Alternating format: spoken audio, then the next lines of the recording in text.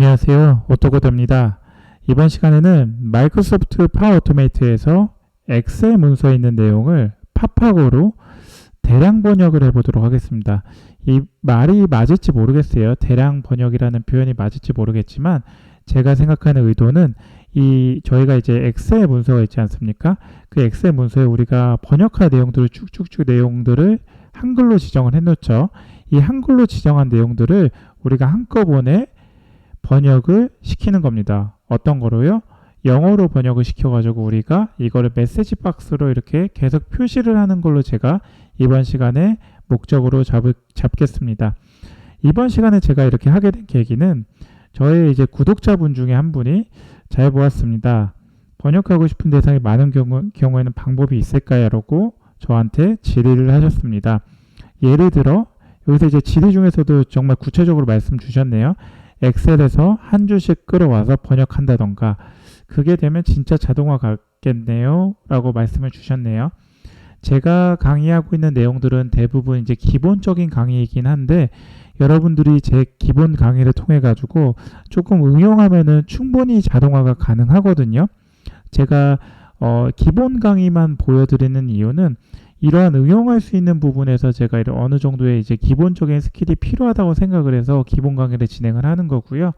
어느 정도 이제 파워 오토메이트에 대한 기본 강의가 완료가 된다면 저 역시 이전에 제가 파이썬 강의를 통해 가지고 어떠한 실습형 프로젝트형 강의를 보여드렸던 것처럼 그렇게도 진행을 할 예정입니다.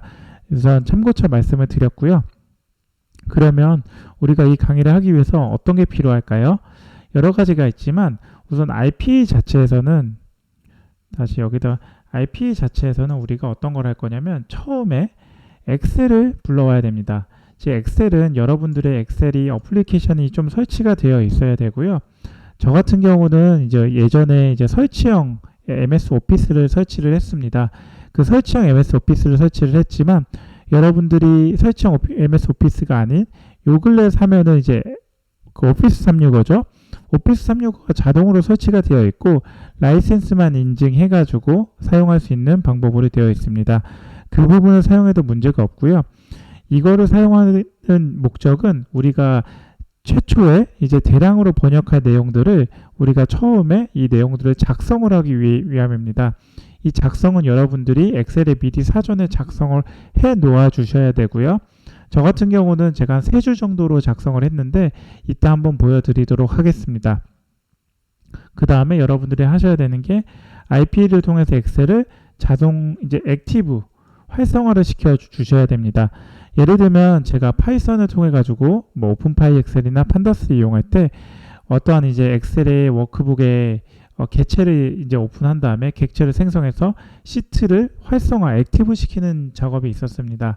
그거와 동일하게 RPA도 어떻게 보면은 이런 코드 베이스의 이러한 이제 자동화 부분을 우리가 UI로 핸들링하는 거기 때문에 그 코드에서 했던 액티브했던 활성화 시키는 명령어를 우리는 이제 활성 엑셀 워크시트라는 설정을 넣어가지고 진행을 할 예정입니다.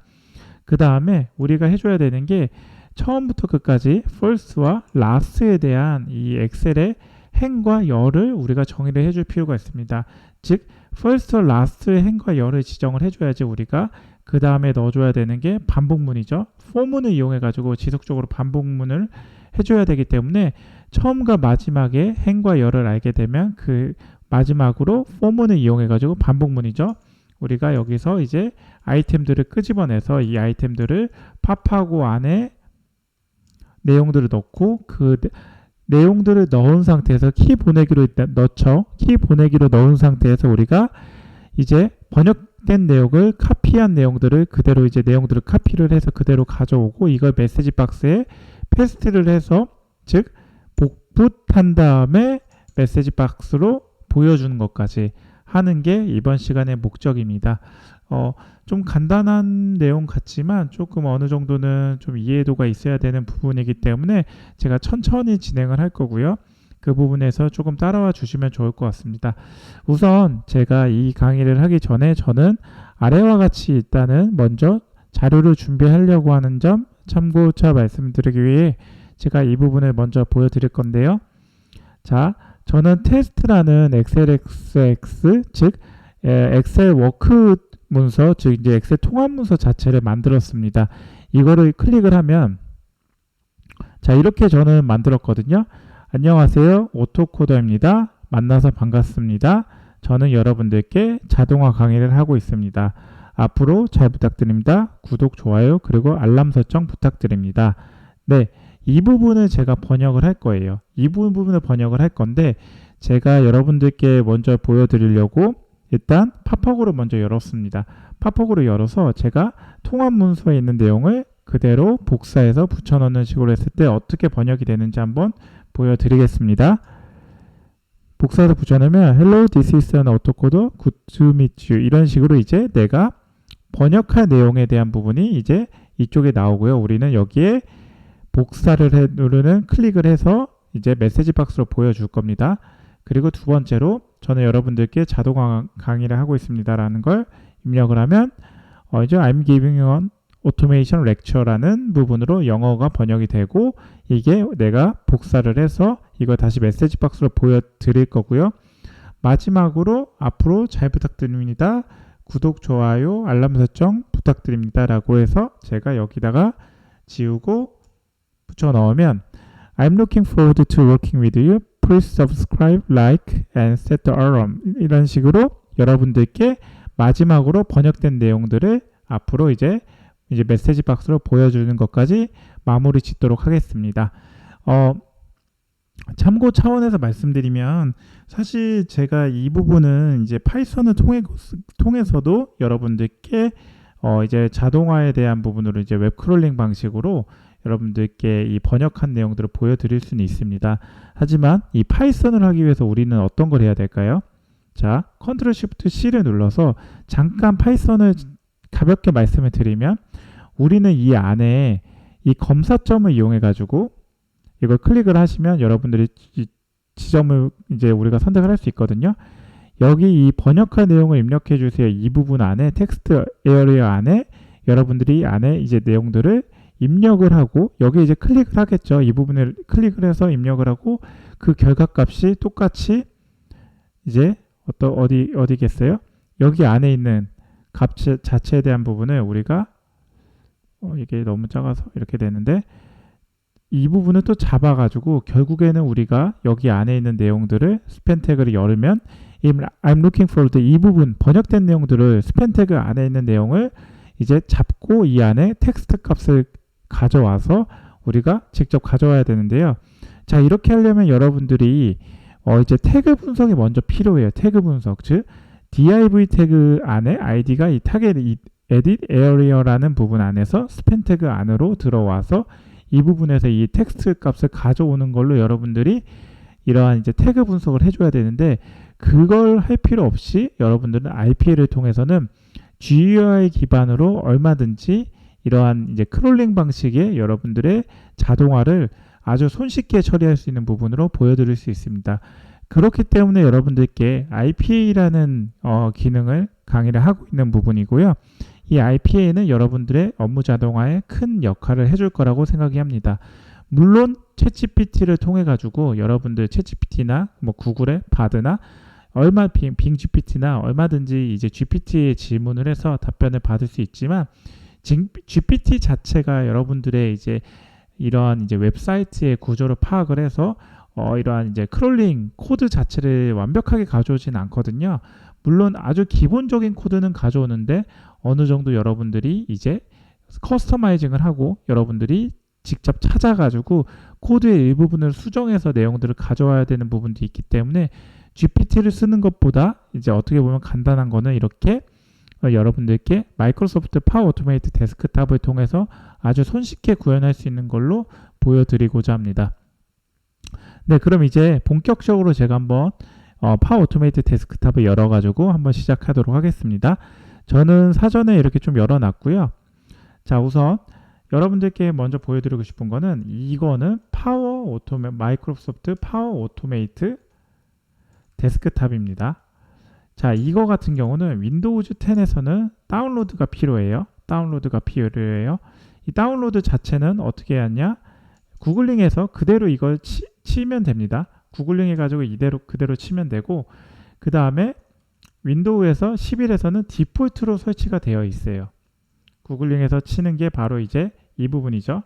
이거를 그대로 뭐 이제 구글에서 치면 돼요. 뭐 파워 오토메이트 데스크탑 다운로드 라고 하면 가장 먼저 나오는 부분에서 여러분들이 설치를 다운로드를 하면 되고요.